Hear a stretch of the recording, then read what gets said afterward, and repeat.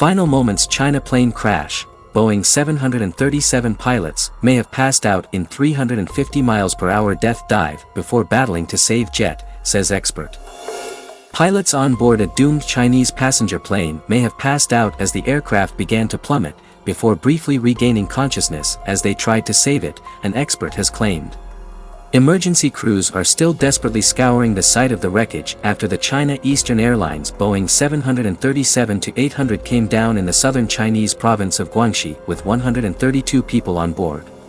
Rescuers have found no sign of any survivors after horror video showed the passenger jet going into a nosedive just before the sickening crash. More than 600 emergency responders are said to be at the crash scene in a remote location following Monday's crash. Flight MU-5735 left the city of Kunming at 1:11 p.m. local time, 5:11 a.m. Greenwich Mean Time, and was scheduled to arrive in Guangzhou at 3:05 p.m. Just as the plane was due to begin its descent, it suddenly lost altitude rapidly, dropping thousands of feet in a couple of minutes.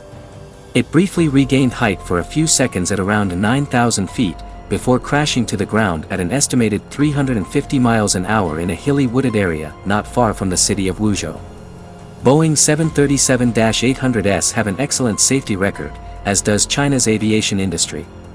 The country's last major plane accident came in August 2010 when a flight from Harbin crashed in northeast Sichuan during foggy weather, killing 42 people.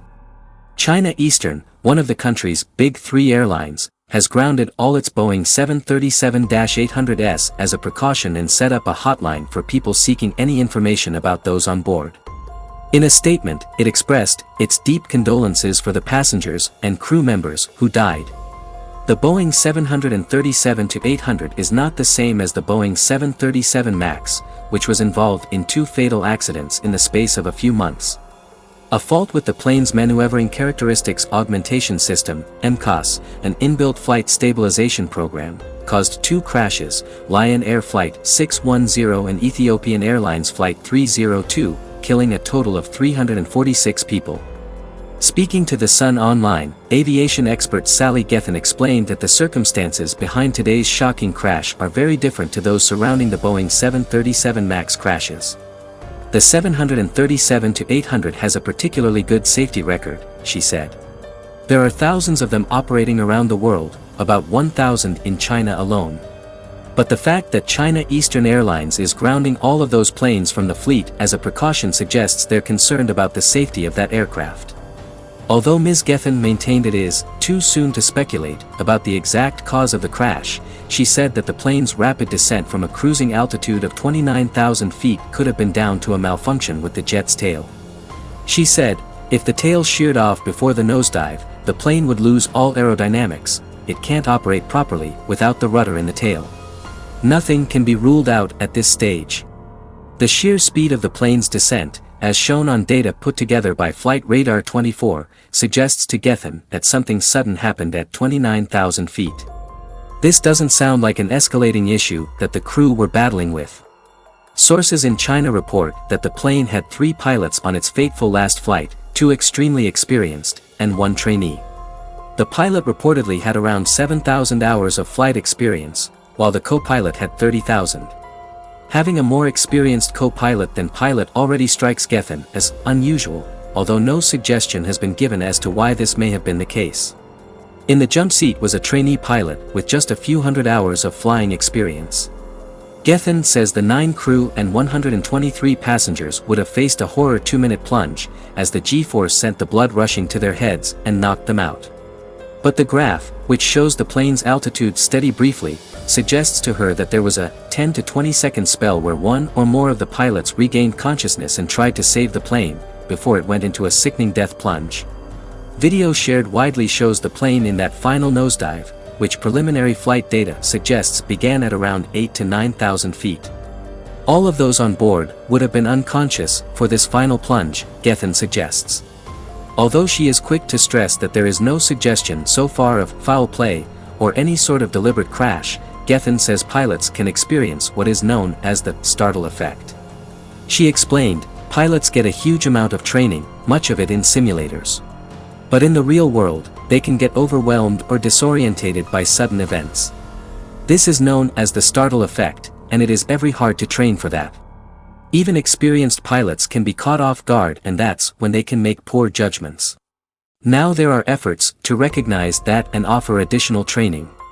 The location where the plane's descent began is the same point where flight MU-5735 began its descent, also from 29,100 feet, the day before the accident, suggesting something went wrong immediately after the plane came out of cruise. Most plane crashes occur either during takeoff and landing, making the circumstances behind the incident in southern China even more mysterious. Gethin adds planes coming down in a nosedive is almost unheard of, as they are far more aerodynamic than helicopters, and even if they lose power, they should still be possible to land. She raises the example of U.S. Airways Flight 1549 when a pilot safely landed his plane on New York's Hudson River after birds flew into both engines. Pilot Chesley Sullenberger was able to glide safely onto the water without power, saving the lives of all 155 on board.